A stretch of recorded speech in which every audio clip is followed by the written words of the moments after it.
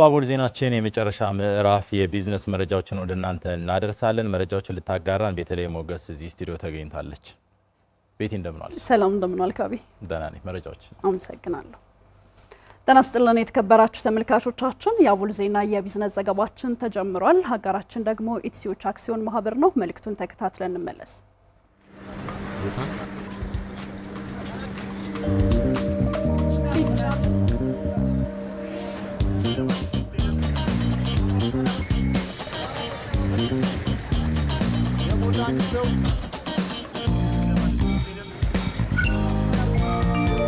ክፍያ በዚህ ልክ ቀሎ አያውቅም። ፈጣኑን በእጃቸው በመያዛቸው በወሳኝ ጊዜያት ሁሉ ቀድመው ይስተናገዳል።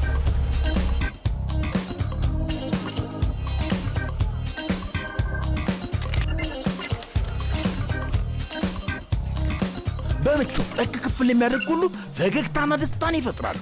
የዚህ ሁሉ ሚስጥሩ ጠቅ ክፍል ነው። እርሶም በስልኮ ላይ የሚጠቀሙትን የየትኛውንም ባንክ መተግበሪያ QR ኮድ ስካነር ከፍተው በኢቲ QR ወደ የትኛውም የአገልግሎት ሰጪ የፋይናንስ ተቋም ጠቅ ክፍል ሲያደርጉ ክፍያው በቅጽበት ይፈጸማል። ተናባቢ ኢቲ QR በኢትስዊች የቀረበ አጋራችንን ኢትሲዎች አክሲዮን ማህበርን እጅግ አድርገን እናመሰግናለን። ወደ ቀዳሚ ጉዳያችን የማልፈው አብራችን ቆዩ።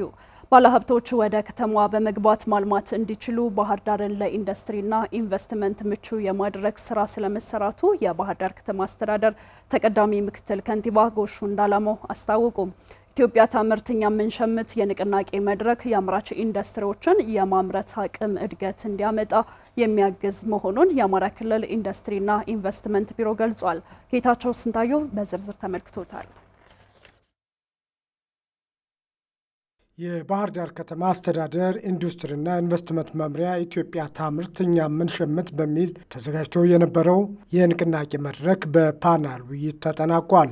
በፓናል ውይይቱ ላይ ተሳታፊ አምራች ኢንዱስትሪ ባለሀብቶች በመድረኩ ምርቶቻቸውን ለሸማቾች ከማቅረብ በተጨማሪ ችግሮቻቸውን ለሚመለከተው አካል የሚያቀርቡበት እድል የሚፈጥር በመሆኑ ተጠናክሮ ሊቀጥል ይገባል ብለዋል።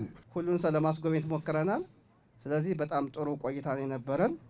በዚህም ምርታችን ተደራሽ ሆኗል ብለን እናስባለን ማለት ነው። ነገ በእኛ ምርት አሁን የጀመርነው ምርት ተስፋፍቶ ብዙ ግንባታዎች እዚህ ከተማ ውስጥ እንገነባለን ብለን እናስባለን ማለት ነው። ኢትዮጵያ ታምርት እኛ የምንሸምት የሚለው ንቅናቄ በምንም አይነት ቅድመ ሁኔታ መጠናከር መቀጠል ያለበት ነው።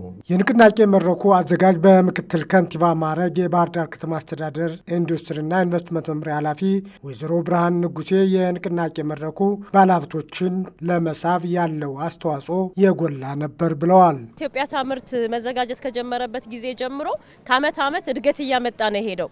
በነገራችን ላይ ባለሀብቱ ይሄ እኔን የሚያዳምጥ ማህበረሰብ አለ ወይ፣ የኔን ችግር የሚፈታ የመንግስት አካል ተደራጅቶ እየሰራ ነው ወይ የሚለውን ያቀረባቸውን ጥያቄዎች እንዲሁ አመቱን ጠብቀን ይሄንን አንስታችሁ ነበር፣ ይሄንን ፈተናል፣ ከተነሳው ውስጥ ይሄን በከፊል እዚህ ደርሰናል፣ ይሄ ደግሞ ይቀረናል ብሎ መንግስትና አምራች ዘርፉ በቀጥታ በባለቤትነት ይዞት እየሰራ መሆኑን ያዩበት ስለሆነ እኛ ከአመት ዓመት እድገት እያየንበት ነው።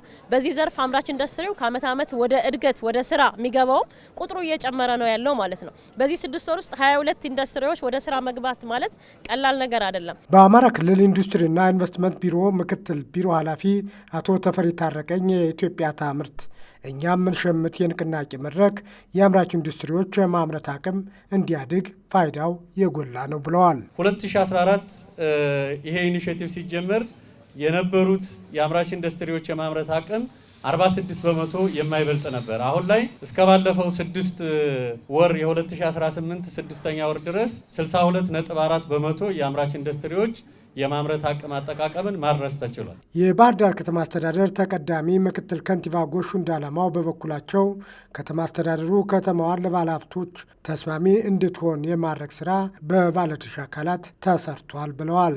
የባህር ዳር ከተማ አስተዳደር ባህር ዳርን ውብ ጽዱና አረንጓዴ ከተማ የኢንዱስትሪና የኢንቨስትመንት መዳረሻ በዋነኝነት ደግሞ የቱሪዝም ከተማ የማድረግ ራዕይን ሰንቀን እየሰራን ነው የምንገኘው። ይህንን ለማድረግ ከምንሰራቸው ስራዎች አንዱ የጣና ዳርና የኮሪደር ልማት ስራችን አንዱ ነው።